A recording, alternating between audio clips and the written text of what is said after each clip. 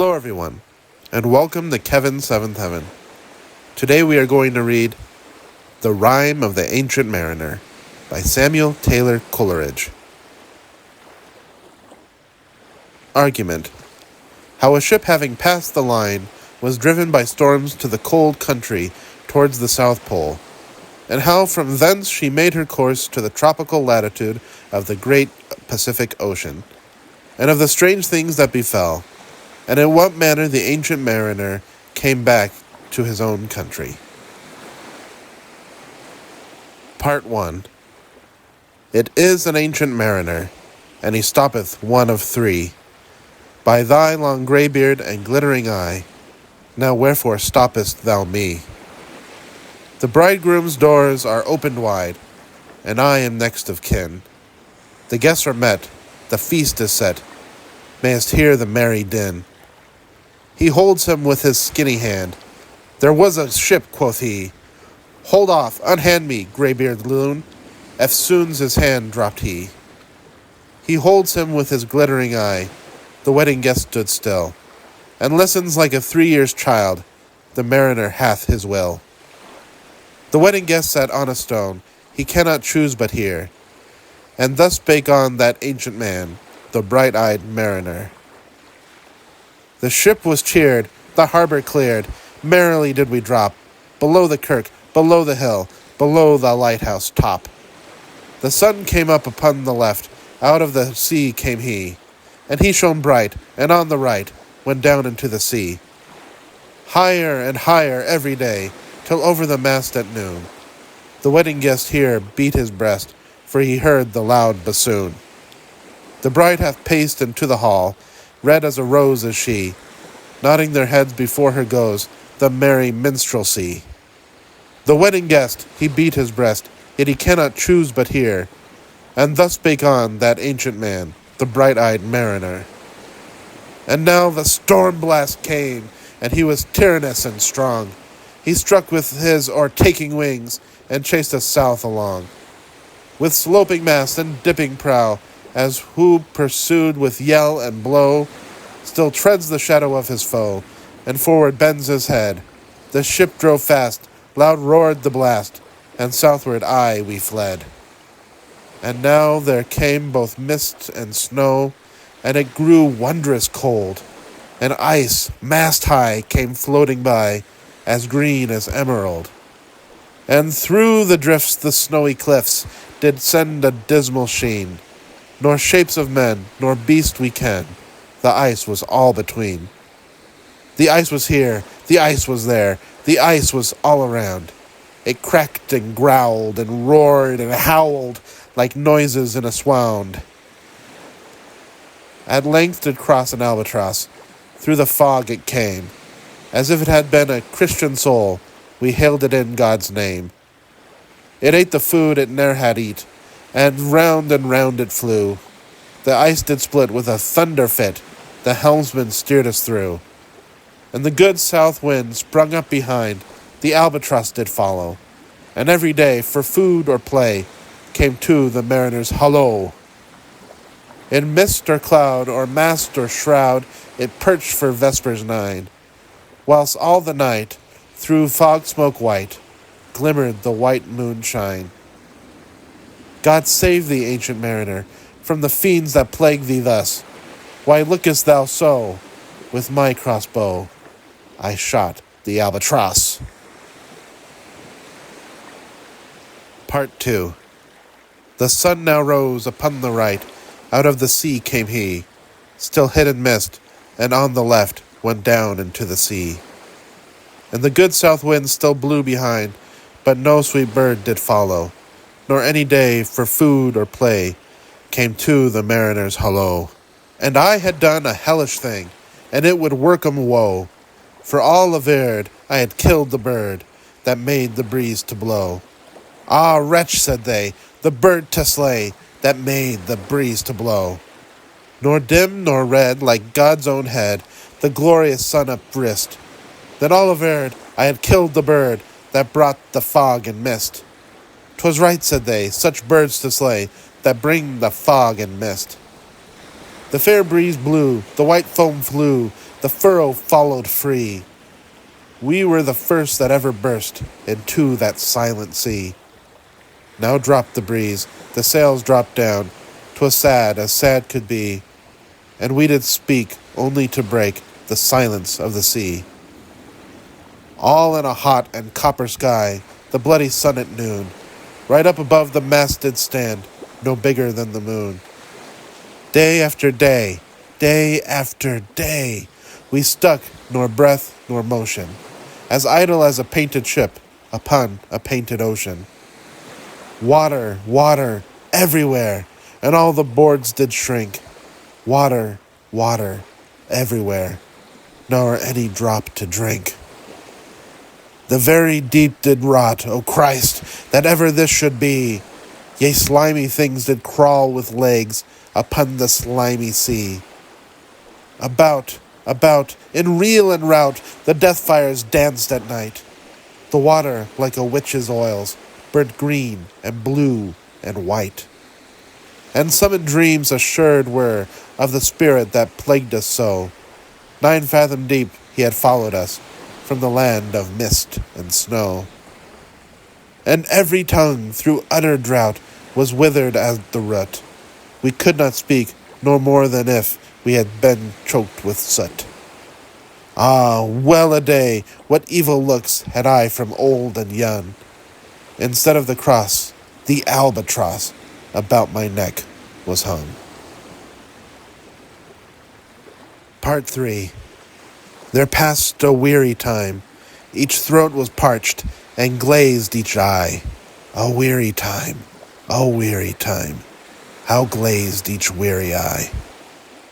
When, looking westward, I beheld a something in the sky.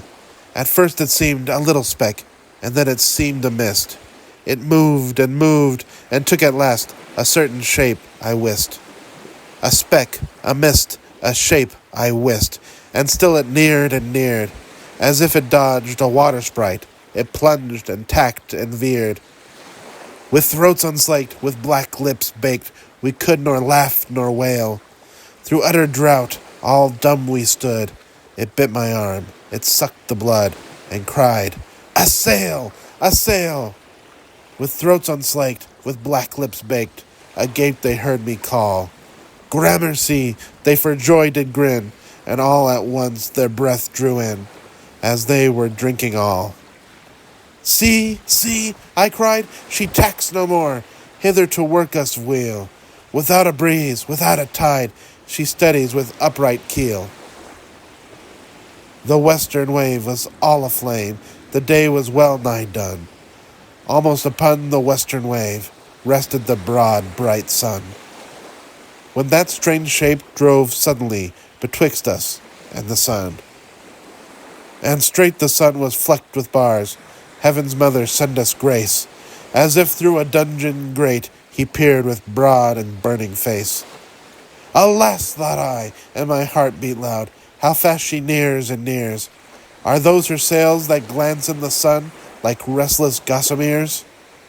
Are those her ribs through which the sun did peer as through a grate? And is that woman all her crew? Is that a death? And are there two? Is death that woman's mate? Her lips were red, her locks were free, her locks were yellow as gold.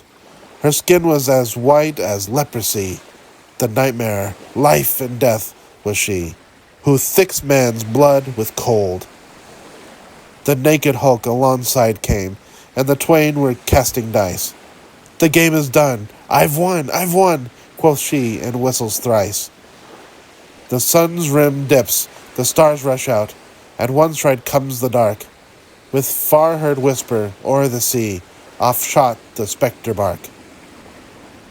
We listened, and we looked sideways up, fear at my heart, as at a cup my lifeblood seemed to sip. The stars were dim, and thick the night. The steersman face by his lamp gleamed white. From the sails the dew did drip, till clomb above the eastern bar the horned moon with one bright star within the nether tip. One after one, by the star-dogged moon, too quick for groan or sigh, Each turned his face with a ghastly pang, and cursed me with his eye. 4 times 50 living men, and I heard nor sigh nor groan. With heavy thump, a lifeless lump, they dropped down, one by one. The souls did from their bodies fly, they fled to bliss or woe, and every soul it passed me by, like the whiz of my crossbow. Part 4.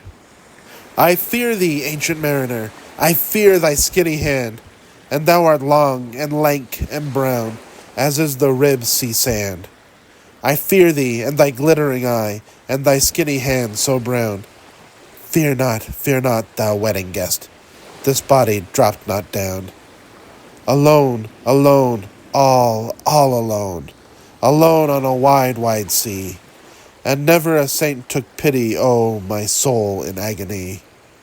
The many men, so beautiful, and they all dead did lie, and 1,000 slimy things lived on, and so did I. I looked upon the rotting sea, and drew my eyes away. I looked upon the rotting deck, and there the dead men lay.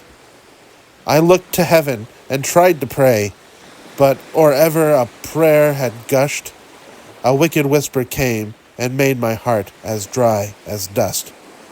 I closed my lids, and kept them closed, and the balls like pulses beat. For the sky, and the sea, and the sea, and the sky, lay dead like a load on my weary eye, and the dead were at my feet. The cold sweat melted from their limbs, nor rot nor reek did they. The look with which they looked on me had never passed away. An orphan's curse would drag to hell a spirit from on high, but oh, more horrible than that is the curse in a dead man's eye. 7 days, 7 nights, I saw that curse, and yet I could not die. The moving moon went up the sky, and nowhere did abide. Softly she was going up, and a star or two beside. Her beams bemocked the sultry main, like April hoarfrost spread, but where the ship's huge shadow lay, the charmed water burnt alway, a still and awful red. Beyond the shadow of the ship, I watched the water snakes. They moved in tracks of shining white, and when they reared, the elfish light fell off in hoary flakes. Within the shadow of the ship, I watched their rich attire, blue, glossy green, and velvet black. They coiled and swam, and every track was a flash of golden fire. Oh, happy living things, no tongue their beauty might declare. A spring of love gushed from my heart, and I blessed them unaware. Sure, my kind saint took pity on me, and I blessed them unaware. The self-same moment I could pray, and from my neck so free, the albatross fell off and sank like lead into the sea. Part 5.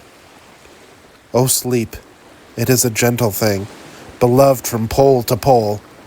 To Mary Queen the praise be given, she sent the gentle sleep from heaven that slid into my soul.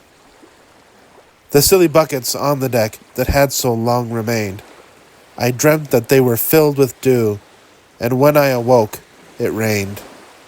My lips were wet, my throat was cold, my garments all were dank.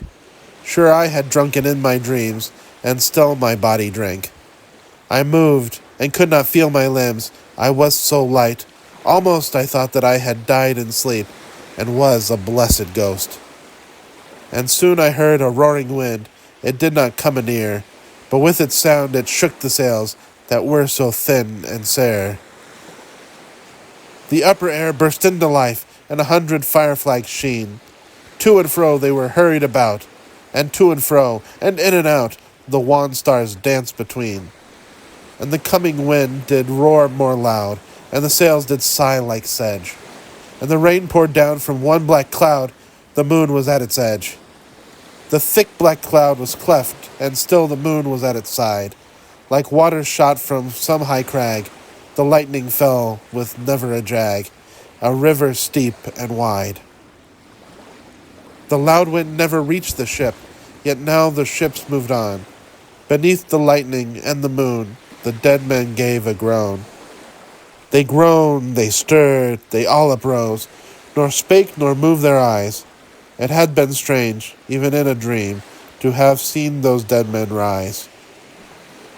The helmsman steered, the ship moved on, yet never a breeze up blew. The mariners all again worked the ropes, where they were wont to do. They raised their limbs like lifeless tools. We were a ghastly crew. The body of my brother's son stood by me, knee to knee. The body and I pulled at one rope, but he said naught to me. I fear thee, ancient mariner. Be calm, thou wedding guest. 'Twas not those souls that fled in pain, which to their courses came again, but a troop of spirits blessed. For when it dawned, they dropped their arms and clustered round the mast. Sweet sounds rose slowly through their mouths, and from their bodies passed. Around flew each sweet sound, then darted to the sun. Slowly the sounds came back again, now mixed, now one by one. Sometimes a dropping from the sky, I heard the skylark sing. Sometimes all little birds that are, how they seem to fill the sea and air with their sweet jargoning. And now 'twas like all instruments, now like a lonely flute, and now it is an angel's song that makes the heavens be mute. It ceased, yet still the sails made on, a pleasant noise till noon, a noise like of a hidden brook in the leafy month of June, that to the sleeping woods all night singeth a quiet tune. Till noon we quietly sailed on, yet never a breeze did breathe. Slowly and smoothly went the ship, moved onward from beneath. Under the keel 9 fathom deep, from the land of mist and snow, the spirit slid, and it was he that made the ship to go. The sails at noon left off their tune, and the ship stood still also. The sun right up above the mast had fixed her to the ocean, but in a minute she again stirred with a short uneasy motion, backwards and forwards half her length, with a short uneasy motion. Then like a pawing horse let go, she made a sudden bound. It flung the blood into my head, and I fell down into a swound. How long in that same fit I lay, I have not to declare. But ere my living life returned, I heard, and in my soul discerned, 2 voices in the air. Is it he, quoth one? Is this the man? By him who died on cross, with his cruel bow he laid full low the harmful albatross? The spirit who biddeth by himself in the land of mist and snow. He loved the bird that loved the man, who shot him with his bow. The other was a softer voice, as soft as morning dew. Quoth he, the man hath penance done, and penance more will do.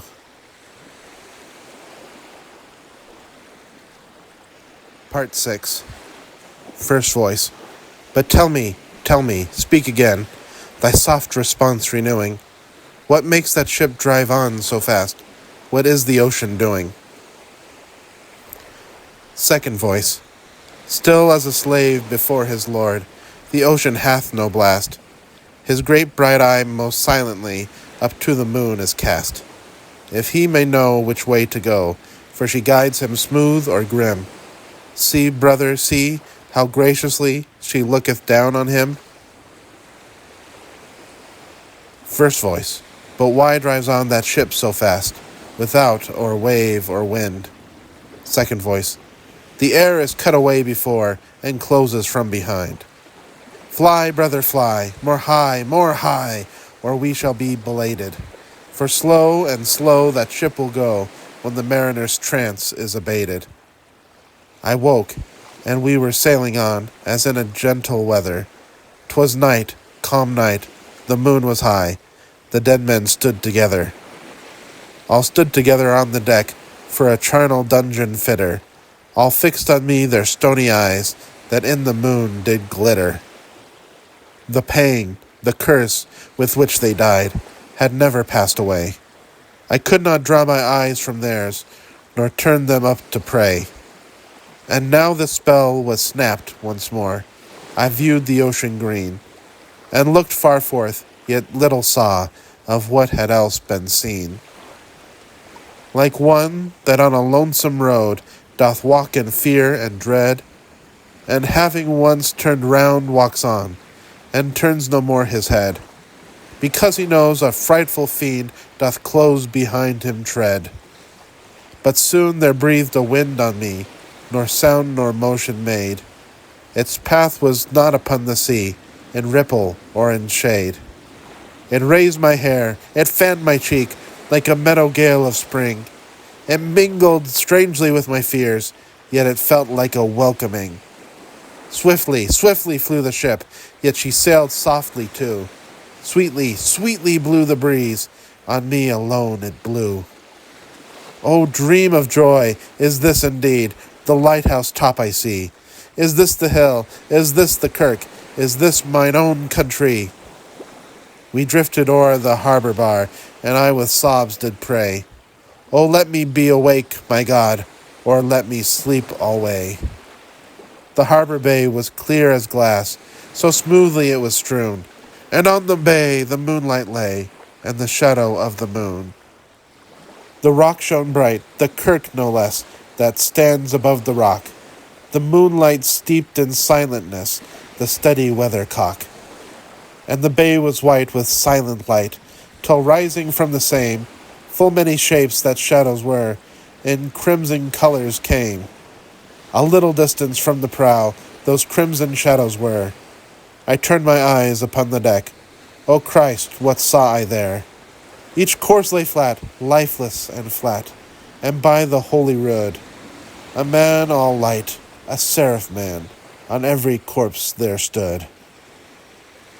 This seraph band each waved his hand, it was a heavenly sight. They stood as signals to the land, each one a lovely light. This seraph band each waved his hand, no voice did they impart, no voice, but oh, the silence sank like music on my heart. But soon I heard the dash of oars, I heard the pilot's cheer. My head was turned perforce away, and I saw a boat appear. The pilot and the pilot's boy, I heard them coming fast. Dear Lord in heaven, it was a joy the dead men could not blast. I saw a thud, I heard his voice, it is the hermit good. He singeth loud his godly hymns that he makes in the wood. He'll shrieve my soul, he'll wash away the albatross's blood. Part 7. This hermit good lives in that wood, which slopes down to the sea. How loudly his sweet voice he rears, he loves to talk with mariners that come from a far country. He kneels at morn, and noon, and eve, he hath a cushion plump. It is the moss that wholly hides the rotted old oak stump. The skiff boat neared, I heard them talk. Why, this is strange, I trow. Where are those lights so many and fair, that signal made but now? Strange, by my faith, the hermit said, and they answer not our cheer. The planks look warped, and see those sails, how thin they are and sere. I never saw aught like to them, unless perchance it were brown skeletons of leaves that lag my forest brook along, when the ivy tod is heavy with snow, and the owlet whoops to the wolf below, that eats the she-wolf's young. Dear Lord, it hath a fiendish look, the pilot made reply. I am afeard. Push on, said the hermit cheerily. The boat came closer to the ship, but I nor spake nor stirred. The boat came close beneath the ship, and straight a sound was heard. Under the water it rumbled on, still louder and more dread. It reached the ship, it split the bay, the ship went down like lead.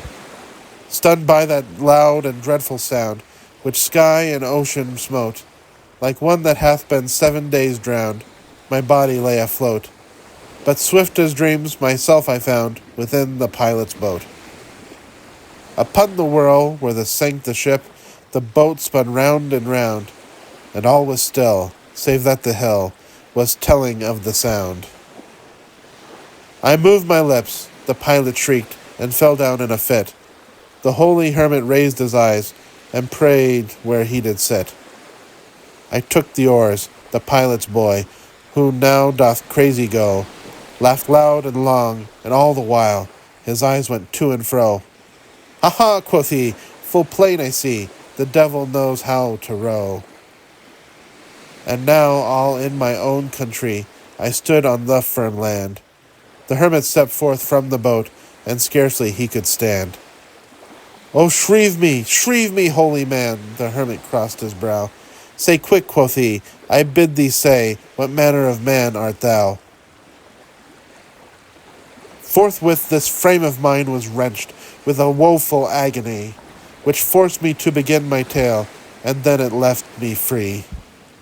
Since then, at an uncertain hour, that agony returns, and till my ghastly tale is told, this heart within me burns. I pass like night from land to land, I have strange power of speech. That moment that his face I see, I know the man that must hear me. To him my tale I teach. What loud uproar bursts from that door, the wedding guests are there. But in the garden bower, the bridesmaids singing are, and hark the little vesper bell, which biddeth me to prayer. O wedding guest, this soul hath been alone on a wide, wide sea. So lonely 'twas that God himself scarce seemed there to be. O sweeter than the marriage feast, 'tis sweeter far to me, to walk together to the kirk with a goodly company. To walk together to the kirk and all together pray, while each to his great Father bends, old men and babes and loving friends, and youth and maidens gay. Farewell, farewell, but this I tell to thee, thou wedding guest. He prayeth well, who loveth well, both man and bird and beast. He prayeth best, who loveth best, all things both great and small. For the dear God who loveth us, he made and loveth all. The mariner whose eye is bright, whose beard with age is hoar, is gone, and now the wedding guest turned from the bridegroom's door. He went like one that hath been stunned, and is of sense forlorn, a sadder and a wiser man. He rose the morrow morn.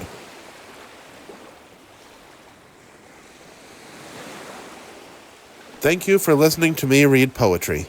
Please like, comment on, and share this video.